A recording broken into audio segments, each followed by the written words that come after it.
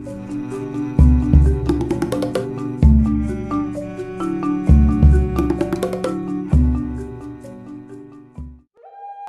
Native American Cultural and Educational Authority was created in 1994 with only one mission: to build and operate an American Indian Cultural Center and Museum.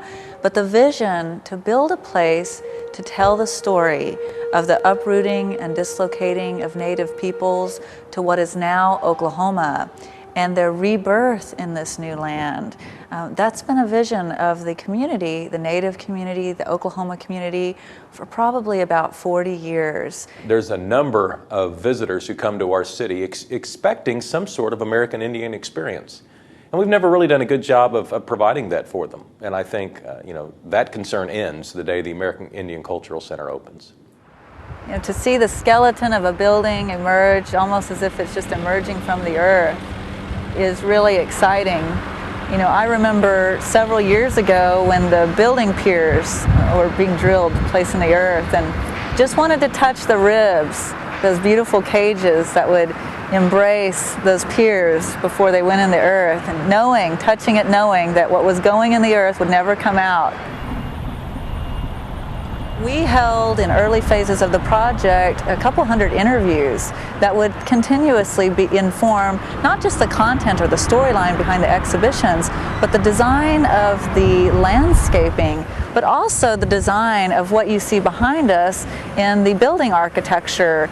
The building architecture is very fluid. It employs a very circular design, and that's really honors the circularity of life. So we're building these dramatic earthworks that spiral up. That spiral is about journey. It begins below the earth's grade, representing that we're people of the earth, and at a 5% grade, it really spirals up, and that represents journey, but it's a climbing journey. Many people ask us what the tunnel is in the earthwork. The ceiling is level and the floor ramps down. This opening to the far opening is about an 11-foot difference. That tunnel has been designed according to the solstice points, and the solstice has informed Native traditional design for thousands of years. So as 21st century mound builders, we felt it was significant to do that here with our earthwork as well. And we created a tunnel that at the time of the sunrise during the summer solstice and the sunset at the winter solstice, the sun would align perfectly with that. So it's been designed very thoughtfully. It's an experience more than it is an actual artifact museum. And so I think when people think they're going to a museum, I think they think they're going to go and see some stuff. And it might be what you expect when you visit the American Indian Cultural Center, but what you're going to get out of it is an experience. It's something you walk away with, hopefully a different person.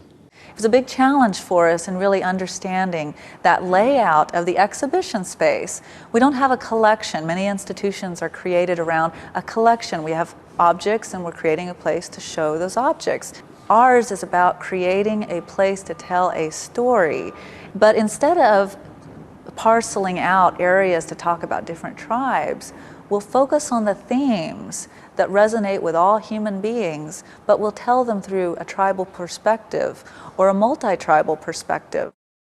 We have an engineered basket system to retain the soil on the slope over here at a 1-to-1 slope. It's too steep to hold itself together naturally. So the outer face is this wire basket, and on the inside face there's this mesh that runs up and it runs back at least 30 feet into the soil, about every 14 inches. And this is a system that's holding all the soils together. The root systems will eventually take hold, the grass will grow up, and this will become invisible to the eye. All this interior face is the engineered basket system.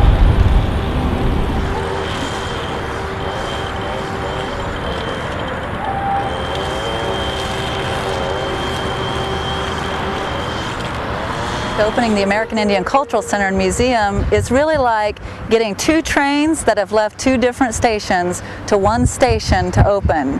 We have the construction train, which you see behind us is really full speed ahead. You see all the structural steel going up.